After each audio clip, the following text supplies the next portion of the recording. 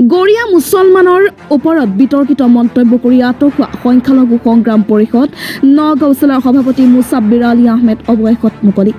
জাজৰি আৰক্ষীয়ে আটক কৰি চলোৱা 6 ঘণ্টীয়া জেৰাৰ অন্তত অৱশেষত মুকলি আকাশৰ তললৈ আহে সভাপতিগৰাকী।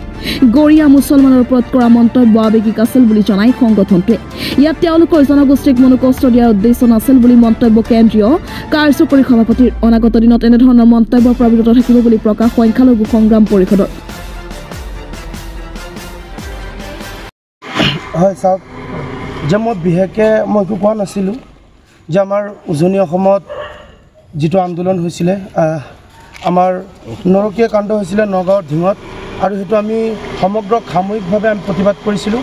পিছত দেখা গৈছিল য'ত প্ৰতিবাদ কৰিব লাগিছিল অপৰাধীৰ বিৰুদ্ধে প্ৰতিবাদ কৰিছে, তেওঁলোকে শ্লোগান দিছে মিয়া বিৰুদ্ধে।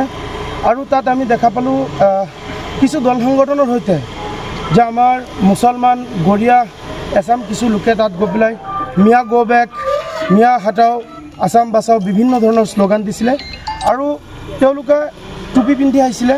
আৰু মই সেই কথাটোহে কৈছিলোঁ। গতিকে মই নাজানো যে অসম চৰকাৰে কি কৰিব বিচাৰিছে, আৰু তেওঁলোকে মোক আটক কৰিছিল যদিও মোক মাতিছিল, মই আহিছিলোঁ আৰু লগে লগে মোক আটক কৰি লৈ গৈছিলে। গতিকে এটা কথা স্পষ্ট যে আমি অসম সংখ্যালঘু সংগ্ৰাম পৰিষদে কেতিয়াও অন্যায়ক আমি প্ৰশ্ৰয় নিদিওঁ, আমি অন্যায়ৰ বিৰুদ্ধে কথা কওঁ, আমি নিজে অন্যায় নকৰোঁ। গতিকে আমাৰ কিছুমান কথাত যিবোৰ কথা আমি আপোনাৰ কাউণ্টাৰ দিব লগা হয়, আমি প্ৰতিক্ৰিয়া প্ৰকাশ নকৰোঁ। তেওঁলোকে যিখিনি কৰে তাৰ বিৰুদ্ধে আমি আমাৰ নিজৰ আত্মসন্মান ৰক্ষাৰ কাৰণে কিছু কথা কওঁ। কিন্তু সেইবোৰ কথাটো যেতিয়া নেকি আমাক গ্ৰেপ্তাৰ কৰে, ইয়াতকৈ আৰু ক'বলগীয়া মোৰ একোৱেই নাই। যিহেতু আজি মই বিশেষকৈ মোৰ সংগ্ৰামী সতীৰ্থ আৰু মোৰ লগত থকা বিশেষকৈ ব্যৱসায়িক সমাজ আৰু বিভিন্ন সমাজৰ যিসকল মোৰ বন্ধুসকলে আজি সঁহাৰি জনাইছে, মই সকলোকে মই চিৰকৃতজ্ঞ। আৰু মই সমূহ অসমবাসী ৰাইজক মই আন্তৰিক অভিনন্দন জ্ঞাপন কৰিছোঁ। আপোনালোকৰ যিটো দুৱা আৰু আশীৰ্বাদ মোৰ ওপৰত আছিলে, সম্পূৰ্ণৰূপে মই বৰ্তমান মুকলি আকাশৰ তলত আছোঁ। গতিকে মই সকলোলৈকে মই এটা আপোনালোকক অনুৰোধ জনাইছোঁ, মই যিমান দিন বাচি থাকোঁ মই ৰাইজৰ হৈ কাম কৰিম। মই কেতিয়াও অন্যায় নকৰোঁ, অন্যায়ৰ বিৰুদ্ধে মোৰ কণ্ঠ অপ্ৰতিৰোধ্য। জঘন্য কাণ্ডক কেন্দ্ৰ কৰি উজনি অসমত কিছুমান দল সংগঠনৰ বিষয়ববীয়াসকলে যি ধৰণৰ সাম্প্ৰদায়িক মন্তব্যৰে বা সাম্প্ৰদায়িক পৰিস্থিতিত তেওঁলোকে আন্দোলনটো লৈ যাব বিচাৰিছিল। মিয়া হাটাও আৰু মুছলমান ব্যক্তিসকল দিন হাজিৰা কৰা, তেওঁলোকে দিন হাজিৰা কৰি জীৱন নিৰ্বাহ কৰি আহিছে। আৰু সেই মানুহখিনি একমাত্ৰ যদি তেওঁলোকে দিন হাজিৰা কৰি তেওঁলোকে জীৱন নিৰ্বাহ কৰি আছে ঠিক, কিন্তু উপকাৰ হৈ আছে সেই উজনি অসমৰ মানুহখিনিৰ। আজি কোনোবা ইটা ভাটাত কাম কৰি আছে, কোনোবা খেতি পথাৰত কাম কৰি আছে, কিন্তু সেই কাম কৰাৰ যিটো বিনিময়, সেই বিনিময়টোহে তেওঁলোকে লাভ কৰিছে। কিন্তু সেই মানুহখিনিক কিন্তু ভিক্ষা কৰি তাত খোৱা নাই।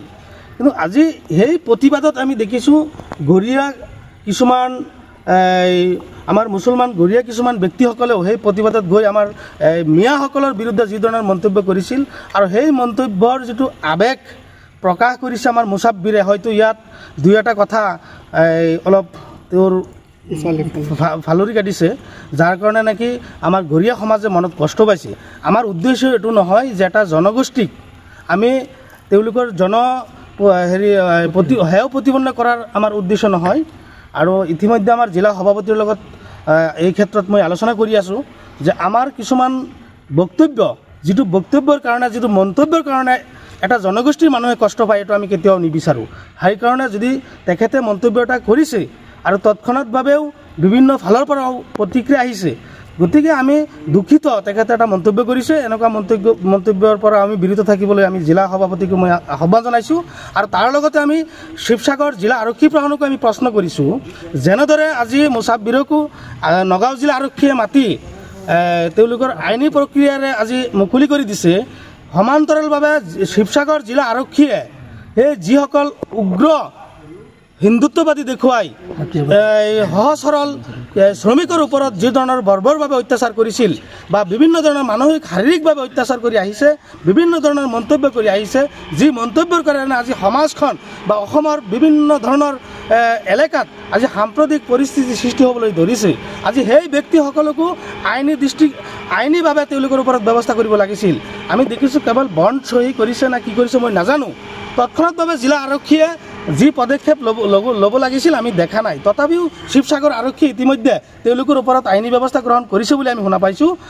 আৰু আমি বিভিন্ন জাতীয় দল সংগঠনক আমি আহ্বান কৰিছোঁ যে আমি এটা সংগঠনৰ নেতৃত্ব দিওঁ আমি কোনো জনগোষ্ঠীৰ মানুহক টাৰ্গেট কৰি এনেকুৱা মন্তব্য আমি নিদিবলৈ আমি আহ্বান জনাইছোঁ যে মিয়া হেঁতক আজি সেই ব্যক্তিসকলক আমি প্ৰশ্ন কৰিছোঁ যে আপোনালোকে ভাৰতৰ সংবিধানখন পঢ়ি চাব যদি ভাৰতৰ সংবিধানখনত যে এই আমাৰ অসমত জন্মগ্ৰহণ কৰা শ্ৰমিকসকল যদি অসমত থাকিব নোৱাৰে তেনেকুৱা কথা যদি সংবিধানত আছে আমি নিশ্চয় সেই উজনি অসমত দিন হাজিৰা কৰা কাম কৰা ব্যক্তিসকলক আমি তাৰ পৰা উভতাই লৈ আহিম আৰু তেওঁলোকক যদি মৌলিক অধিকাৰ গণতান্ত্ৰিক অধিকাৰ সংবিধানে দিছে তেনেহ'লে সেই মানুহখিনিক শৃংখল চলিয়াৰ দৰে বা বিভিন্ন ধৰণৰ নেতাসকলে তাৰ পৰা খেদি পঠোৱা মানে এইটো এটা আইন বিৰোধী কাম তেওঁলোকে হাতত লৈছে গতিকে তেনেকুৱা কাম আমি নকৰিবলৈ বিভিন্ন সময়ত আমি বিভিন্ন ধৰণৰ গণতান্ত্ৰিকভাৱে আমি তেওঁলোকৰ বিৰুদ্ধে আমি কথা কৈ আহিছোঁ তাৰ উপৰিও যদিও আৰক্ষী আমাৰ ওপৰত ব্যৱস্থা লয় ইয়াতকৈ আৰু দুৰ্ভাগ্যজনক হ'ব আমি নিবিচাৰোঁ আমি আশাও কৰা নাছিলোঁ গতিকে যিয়েই নহওক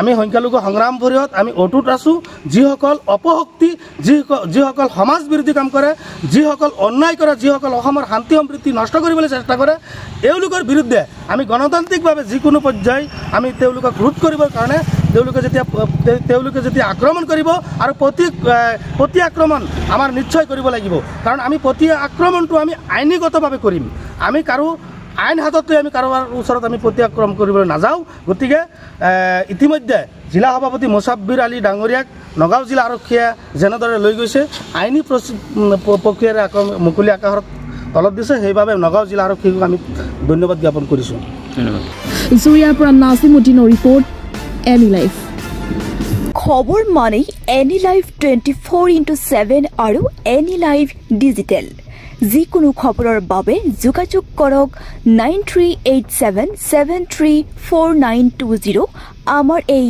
নম্বৰত